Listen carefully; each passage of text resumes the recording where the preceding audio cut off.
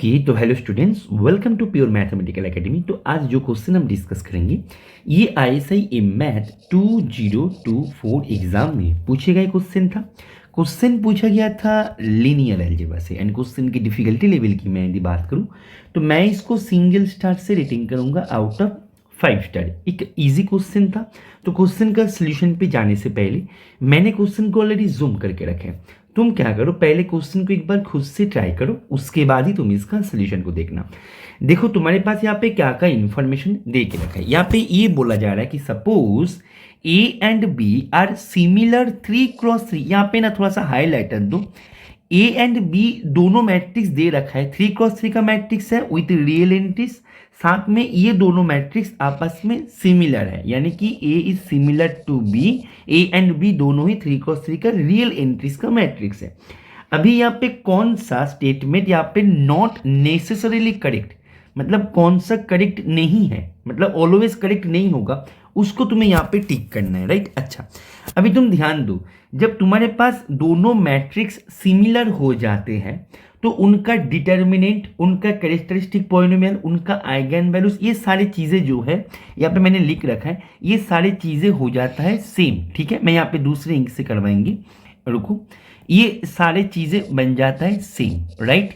तो ए and B यदि मेरा सिमिलर है, क्वेश्चन में गिवन है कि दोज आर सिमिलर मैट्रिसेस, तो इन दैट केस दोनों का डिटर्मिनेंट भी सेम होगा, दोनों का कैरेक्टरिस्टिक पॉलिनोमियल भी सेम होगा, दोनों का ट्रेस भी सेम होगा, दोनों का आइगन वैल्यूज भी सेम होगा, दोनों का रैंक भी सेम होगा, दोनों का मिनिमल पॉलिनोमियल भी सेम होगा। डीसी टर्म जो है ये सेम बन जाता है जब दोनों मैट्रिक्स सिमिलर बन जाते हैं। अभी मानो दोनों मैट्रिक्स का यहाँ पे थोड़ा सा कॉन्सेप्ट है कि दोनों मैट्रिक्स ए एंड बी, ये दोनों मैट्रिक्स यदि सिमिलर हो जाए तो इन दैट केस ये इंप्लाई करता है कि डीसी टर्म जो होता है हमारे, जो हमने यहाँ पे नोट करके रखा है, डीसी टर्म हमारे सेम बन जाता है दोनों मैट्रिसेस का। अभी मान लो दोनों मैट्रिसेस का डीसी टर्म सेम है, तो क्या ये इंप्लाई करेगा कि दोनों मैट्रिक्स मेरा सिमिलर है? यहाँ पे बन जाता है नीड नॉट। ये नीड नॉट, ये इंप्लाई ऑलवेज नहीं करता, लेकिन हाँ ये ऑलवेज इंप्लाई करता है, ऑलवेज इंप्लाई करता है up to 3x3, up to 3x3 matrices. ठीक है ना, ध्यान से देखिएगा, तुम्हारे पास दोनों मैट्रिक्स सिमिलर दे रखा था तो उनका डीसी टर्म तो सेम होगा ही होगा, इसमें कोई दिक्कत नहीं है। अभी मानो दोनों मैट्रिसेस का डीसी टर्म सेम है तो क्या ही इंप्लाई करेगा दोनों मैट्रिक्स सिमिलर है? जवाब होगा इसका नीड नॉट। लेकिन हाँ, ये इसका जो है या से भी हम यहाँ पे आ सकते हैं, कब? जब हमारे मैट्रिसेस जो है उसका ऑर्डर अप टू 3x3 तक रहे, मतलब 3x3 को एक्सीड ना करे। यदि मैं 2x2 मैट्रिक्स को लेके काम करे तो हाँ हम यहाँ से यहाँ पे आ सकते हैं। यदि मैं 3x3 मैट्रिक्स को लेके काम करे तो हाँ फिर भी मैं यहाँ से यहाँ पे आ सकते हैं। लेकिन जब भी मैं ऑर्डर को 4x4 कर देंगे, इन दैट केस हम बताएंगे कि यहाँ पे नीड नॉट, यहाँ पे नीड नॉट बहुत ही इंपॉर्टेंट कॉन्सेप्ट है ये, राइट। अच्छा, अभी तुम यहाँ पे क्वेश्चन की तरफ नजर डालो। बोला जा रहा है कि यदि मेरा ए इन्वर्टेबल है तो मेरा बी भी इन्वर्टेबल होगा। ये ट्रू है या ट्रू नहीं है? यदि ट्रू नहीं है तो हम इसको टिक करेंगे, यदि ट्रू है तो हम टिक नहीं करेंगे, because they are asking about not correct, right. Is it clear? अभी तुम ध्यान दो, दोनों मैट्रिसेस सिमिलर है, दैट मीन्स उन दोनों का डिटर्मिनेंट भी सेम होगा। अभी मेरे पास बोला जा रहा है कि इफ ए इज इन्वर्टेबल, यानी कि डिटर्मिनेंट ऑफ ए मेरा नॉट इक्वल्स टू 0। अभी सिमिलर होने के कारण दोनों का डिटर्मिनेंट तो सेम है, that means determinant of B भी मेरा not equals to 0। That means ये मेरा एक सही स्टेटमेंट है, और जो सही है उसको हम टिक नहीं करेंगे, तो यहाँ पे मैंने इसलिए क्रॉस दे रखा, राइट। देखो दोनों मैट्रिसेस यदि सिमिलर है, दोनों सिमिलर दे रखा था, दैट मीन्स उनका रैंक भी सेम होगा। देखो यहाँ पे डीसी टर्म का आर स्टैंड्स फॉर रैंक, तो रैंक भी सेम होगा। तो यहाँ पे बोला जा रहा है कि रैंक दोनों का सेम है, बिल्कुल सही, ये सही स्टेटमेंट है, लेकिन जो सही है उसको हम टिक नहीं करेंगे। Is it clear? दोनों मैट्रिसेस यदि सिमिलर है तो उनका कैरेक्टरिस्टिक पॉलिनोमियल भी सेम होगा। C stands for characteristic polynomial. यहाँ पे यही बताया जा रहा है कि characteristic polynomial of A and B are same, तो ये बिल्कुल सही है, और जो सही है उसको हम टिक नहीं करेंगे, ठीक है ना। अभी यहाँ पे बोला जा रहा है kernel of A equals to kernel of B, that means ये मेरे पास ऑलवेज नहीं होता है, तो ये गलत है।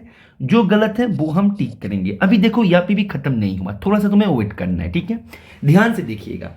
अभी तुम यहाँ पे एक क्वेश्चन कर सकते हो कि सर जब रैंक हमारे पास इक्वल हो गया तो सर यहाँ पे हम बाय रैंक नलिटी थ्योरम हम सर ये भी तो बता सकते हैं कि sir nullity of A equals to nullity of B, ठीक है ना। और ये बिल्कुल सही है, तुमने बिल्कुल सही बताया, ठीक है ना, और ये इंपॉर्टेंट भी है। देखो यहाँ पे एक बात तुम्हें ध्यान में रखते हुए जाना है, नलिटी सेम है इसका मतलब ये नहीं कि कार्नेल सेम है।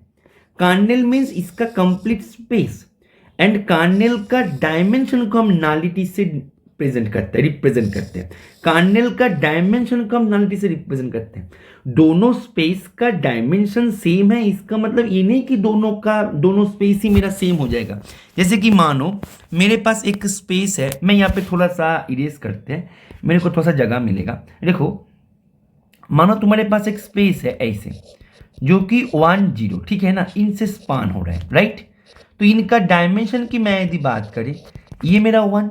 अभी मानो तुम्हारे पास एक और स्पेस है H2, जो कि मानो कि 0 1 से स्पान हो रहा है, तो इनका भी डायमेंशन मेरा 1, लेकिन दोनों स्पेस मेरा सेम थोड़ी ना है। दैट मीन्स यहाँ पे नलिटी सेम भले ही हो जाए, लेकिन kernel we can not say anything. जैसे कि यहाँ पे रैंक सेम दे रखे थे ना, मानो क्वेश्चन में यहाँ पे range of A equals to range of B बता देते तो भी तुम इसको टिक नहीं करते, क्योंकि रैंक भले ही सेम हो जाए लेकिन रेंज सेम होगा ही, इसका गारंटी नहीं है। इज इट क्लियर और नॉट? ठीक है, अच्छा, दैट मीन्स इसका आंसर मेरा डी हो जाएगा गलत, तो डी यहाँ पे इसका सही जवाब हो जाएगा। अभी देखो इसका मैं एक उदाहरण भी तुमसे यहाँ पे डिस्कस करते हैं। ध्यान दो, मैंने यहाँ पे दो मैट्रिसेस ले रखा है, कुछ एक ए को ले रखा है, कुछ ऐसे, बी को ले रखा है ऐसे। अभी देखो 3x3 मैट्रिक्स है, तो ये दोनों मैट्रिक्स सिमिलर बताने के लिए मैं डीसी टर्म से जा सकते हैं, क्योंकि डीसी टर्म मेरा up to 3x3 always hold करेगा। मतलब डीसी टर्म यदि सेम है तो मैं सिमिलर बता सकते हैं, राइट। देखो ए का डिटर्मिनेंट 0, बी का भी 0, ए का कैरेक्टरिस्टिक पॉलिनोमियल, बी का कैरेक्टरिस्टिक पॉलिनोमियल, दोनों सेम है, ट्रेस सेम है, आइगन वैल्यूज सेम है, रैंक सेम है, मिनिमल पॉलिनोमियल भी सेम है। तो यस, यहाँ पे ए एंड बी दोनों सिमिलर है। अभी तुम यदि कार्नेल ऑफ ए का चर्चा करो यहाँ पे, तो कार्नेल ऑफ ए हम कुछ इस प्रकार से निकालते हैं, और कार्नेल ऑफ ए जो है वो मेरा स्पान हो जाएगा, मतलब ये बनेगा स्पान ऑफ दिस, राइट। अच्छा, अभी तुमने यदि कार्नेल ऑफ बी निकालने की कोशिश करो, तुम्हारे पास बी क्या थे? बी थे सर 0 0 0 0 0 1 0 0 0, सर ये थे बी, राइट। अच्छा, अभी तुम कार्नेल ऑफ बी निकालने की कोशिश करो, तो यहाँ पे let x belongs to kernel of B, that means तुम्हारे पास ये x मीन्स यहाँ पे column vector x1 x2 x3, ठीक है ना। तो x1 x2 x3 ये equals to 0, that means what we have, तुम बोलो सर वी हैव 0, यहाँ पे सर 0 0 करते हुए यहाँ पे x3 और सर यहाँ पे 0 इक्वल्स टू 0, यानी कि sir x3 equals to 0। That means in that case मेरा यहाँ पे कार्नेल ऑफ बी ये सर बन जाएगा स्पान ऑफ, यहाँ पे स्पान का साइन भी दे सकते हो, स्पान लिख ही देते हैं, स्पान ऑफ यहाँ पे क्या मिलेगा, x3 बन गया 0, दैट मीन्स तुम्हारे पास x1 x2 x3, तो x3 बन गया 0, तो ये मेरा कार्नेल ऑफ बी के अंदर है, कार्नेल ऑफ बी के अंदर है। That means x1 x2 are independent choice, that means 1 0 0 0 1 0, इन दोनों से ये स्पान होगा। देखो कार्नेल ऑफ ए स्पान हो रहा था 1 0 0 0 0 1, ये जो वेक्टर है इसको देखो, यहाँ पे थर्ड एंट्री पे नॉन जीरो एलिमेंट है, मतलब नॉन जीरो एलिमेंट पकड़ सकता हो। यहाँ पे देखो थर्ड में जीरो है, सेकेंड में नॉन जीरो है, राइट। तो यहाँ पे क्लियरली मेरे पास kernel of A is not equals to kernel of B, ठीक है ना।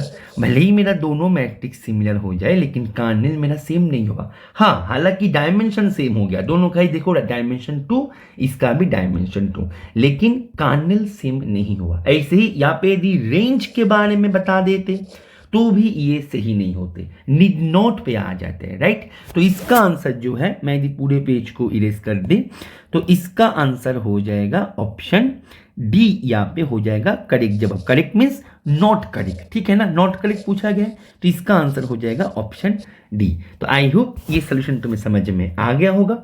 और हमारे क्लासेस में ज्वाइन करने के लिए तुम क्या करो, ये जो स्क्रीन पे दिए गए नंबर है, इस नंबर पे तुम कॉल या फिर व्हाट्सअप करके तुम उसके बारे में तुम जानकारी ले सकते हो। ओके, चलो पढ़ते रहो।